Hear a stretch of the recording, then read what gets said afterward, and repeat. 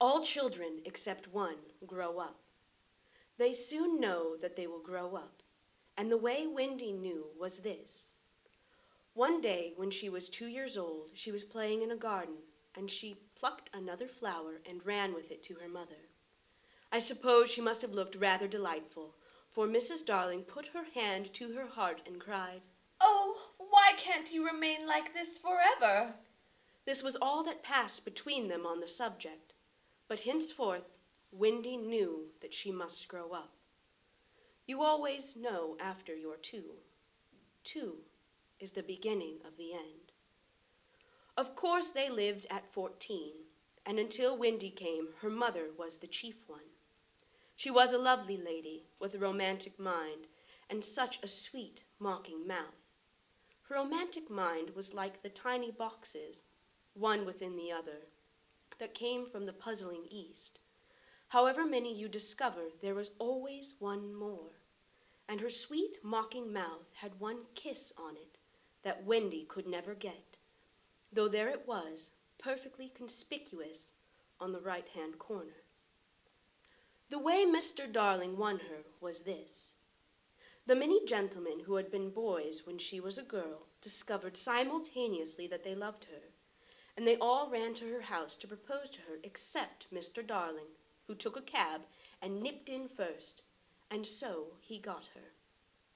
He got all of her except the innermost box and the kiss. He never knew about the box, and in time he gave up trying for the kiss. Wendy thought Napoleon could have got it, but I can picture him trying, and then going off in a passion, slamming the door. Mr. Darling used to boast to Wendy that her mother not only loved him, but respected him. He was one of those deep ones who know about stocks and shares. Of course, no one really knows, but he quite seemed to know. And he often said stocks were up and shares were down, in a way that would have made any woman respect him. Mrs. Darling was married in white, and at first she kept the books perfectly, almost gleefully, as if it were a game. Not so much as a Brussels sprout was missing. But by and by whole cauliflowers dropped out, and instead of them there were pictures of babies without faces. She drew them when she should have been totting up. They were Mrs. Darling's guesses. Wendy came first, then John, then Michael. For a week or two after Wendy came, it was doubtful whether they would be able to keep her, as she was another mouth to feed.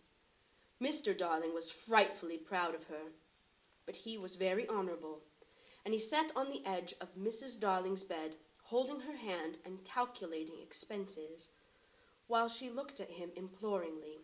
She wanted to risk it, come what might, but that was not his way.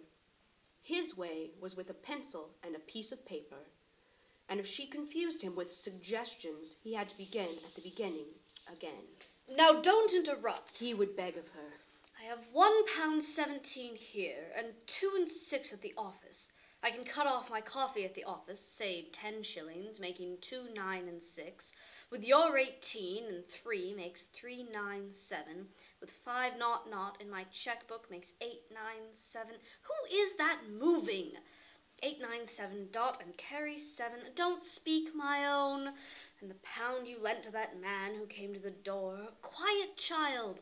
Dot and carry, child. There, you've done it. Did I say 997? Yes, I said 997. The question is, can we try it for a year on 997? "Of course we can, George," she cried, but she was prejudiced in Wendy's favor, and he was really the grander character of the two. Remember mumps, he warned her almost threateningly, and off he went again. Mumps £1, that is what I have put down, but I dare say it will be more like 30 shillings. Don't speak. Measles 1.5, German measles half a guinea, makes 2.15, 6. Don't waggle your finger. Whooping cough, say 15 shillings. And so on it went, and it added up differently each time. But at last Wendy just got through, with mumps reduced to 12.6 and the 2 kinds of measles treated as one. There was the same excitement over John, and Michael had even a narrower squeak, but both were kept, and soon you might have seen the three of them going in a row to Miss Folsom's kindergarten school, accompanied by their nurse. Mrs. Darling loved to have everything just so, and Mr. Darling had a passion for being exactly like his neighbors. So, of course, they had a nurse. As they were poor, owing to the amount of milk the children drank, this nurse was a prim Newfoundland dog called Nana, who had belonged to no one in particular until the Darlings engaged her. She had always thought children important, however, and the Darlings had become acquainted with her in Kensington Gardens, where she spent most of her spare time peeping into perambulators, and was much hated by careless nursemaids, whom she followed to their homes and complained of to their mistresses. She proved to be quite a treasure of a nurse.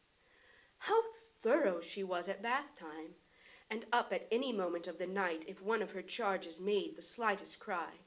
Of course, her kennel was in the nursery. She had a genius for knowing when a cough is a thing to have no patience with, and when it needs stalking round your throat. She believed to her last day in old-fashioned remedies like rhubarb leaf, and made sounds of contempt over all this newfangled talk about germs and so on.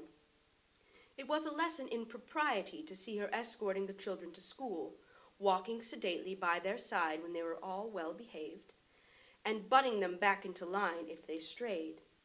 On John's footer days she never once forgot his sweater, and she usually carried an umbrella in her mouth in case of rain. There is a room in the basement of Miss Folsom's school where the nurses wait. They sat on forms while Nana lay on the floor.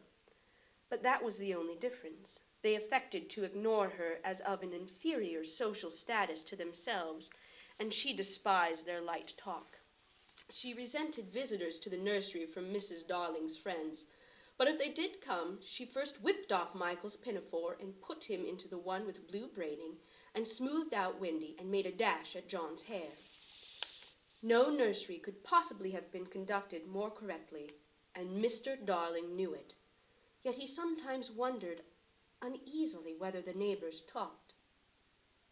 He had his position in the city to consider. Nana also troubled him in another way. He had sometimes a feeling that she did not admire him. I know she admires you tremendously, George. Mrs. Darling would assure him, and then she would sign to the children to be specially nice to father. Lovely dances followed, in which the only other servant, Liza, was sometimes allowed to join. Such a midget she looked in her long skirt and maid's cap, though she had sworn, when engaged, that she would never see 10 again. The gaiety of those romps, and the gayest of all, was Mrs. Darling, who would pirouette so wildly that all you could see of her was the kiss, and then if you had dashed at her, you might have got it. There never had been a simpler, happier family until the coming of Peter Pan. Mrs. Darling first heard of Peter when she was tidying up her children's minds.